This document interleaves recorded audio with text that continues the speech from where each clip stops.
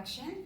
Coming to humans, they are viviparous, that is they give birth to young ones directly, and they are unisexual. Both male and female sex organs are present in different animals, that is male sex organ is present in male and female sex organs is present in female, and they show sexual dimorphism, that is they have a morphological difference. Male and female organisms have morphological difference, so they are sexually dimorphic. And coming to the phases involved in the human reproduction process, the first phase is gametogenesis. Gametogenesis, as we all know, genesis is production and gametogenesis is production of gametes.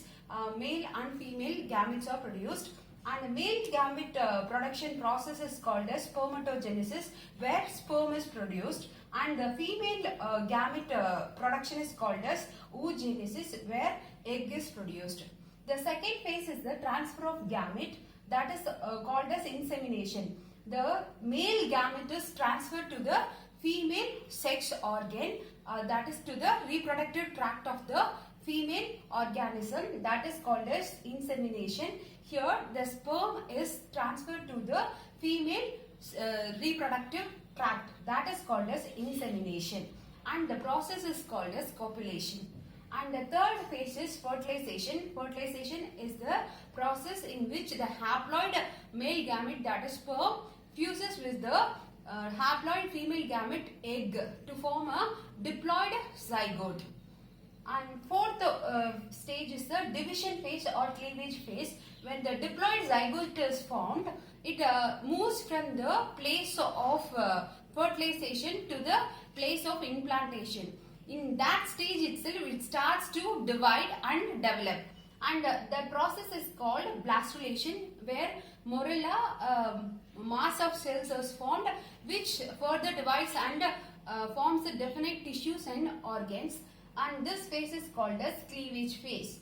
And the fifth phase is the implantation, where the developed zygote move towards the uterine wall and gets implanted, and for implantation it uses a specialized tissue called a placenta.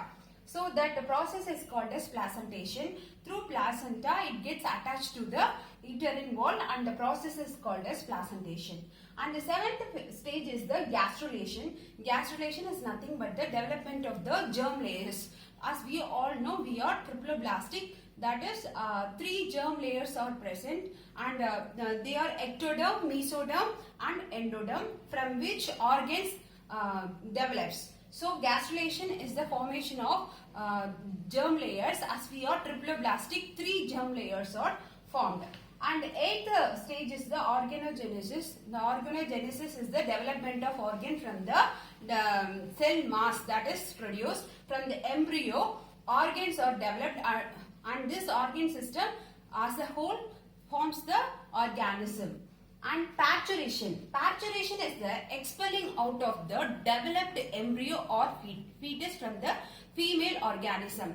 So the parturition, the fully developed embryo or the fetus, the new organism, newborn baby is expelled out of the female organism, and it develops into a new organism. And for human reproduction, the gestation period is 280 days or 9 months. So the zygote takes 9 months to develop into a fully formed fetus. So the gestation period is nothing but the period from fertilization to the parturition event. The fertilization event to parturition event period is called as gestation period. And humans are continuous breeders, so throughout their reproductive phase they can reproduce. Now we can see the male reproductive organs.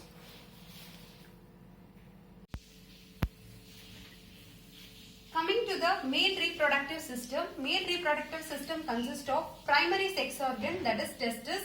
In this testis only the male gamete sperm is produced. Secondary or accessory sex organ, this consists of epididymis, seminal vesicle, prostate gland and Cowper's gland.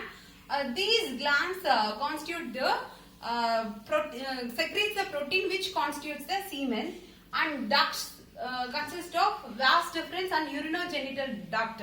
Here, in the male reproductive system, both the urine and the sperm is conducted by the same duct. So, it is called as urinogenital duct. And the external genitalia is the penis. Penis is the extracopulatory organ present in the male reproductive system. Coming to the primary sex organ, testis, it is a small oval shaped which is 4 to 5 centimeter in diameter, and it is located in the scrotal sac. Scrotal sac is a bag-like structure.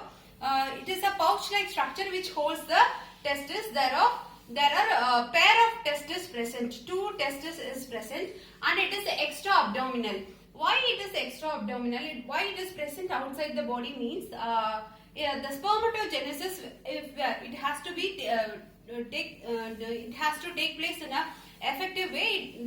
The temperature should be somewhat 2 to 3 degrees Celsius below the body temperature. The scrotal sac temperature should be 2 to 3 degrees Celsius below the body's temperature, so that the spermatogenesis can take place effectively. So it is placed in the extra abdominal cavity outside the body, and this temperature is regulated by the deltoid muscle. It is a thin skeletal muscle present in the scrotal sac. So the scrotal sac is lined with the deltoid muscle, which is the thin skeletal muscle which regulates the temperature in scrotal sac.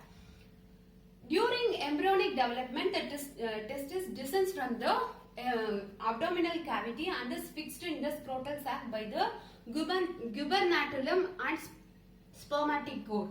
Here it is a gubernaculum which fixes the testis in the scrotal sac. This testis descends from the abdominal cavity.